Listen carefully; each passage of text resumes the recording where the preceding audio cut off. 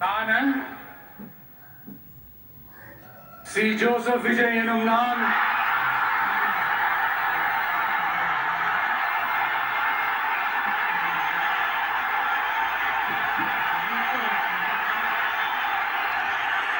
சட்டப்படி அமைக்கப்பெற்ற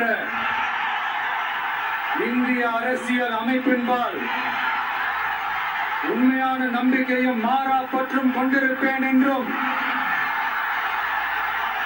இந்திய நாட்டின் ஒப்பில்லாத முழு முதல் ஆட்சியையும் ஒருமையையும் நிலை நிறுத்துவேன் என்றும் தமிழ்நாட்டு அரசின் முதலமைச்சராக உண்மையாகவும் உளச்சான்றின்படியும் என் கடமைகளை நிறைவேற்றுவேன் என்றும் அரசியல் அமைப்பிற்கும் சட்டத்திற்கும் இணங்க அச்சமும் ஒருதலை சார்பும் இன்றி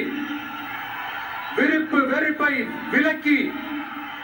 பலதரப்பட்ட மக்கள் அனைவருக்கும் நேர்மையானதை செய்வேன் என்றும் ஆண்டவன் மீது ஆணையிட்டு உறுதிமொழிகிறேன்.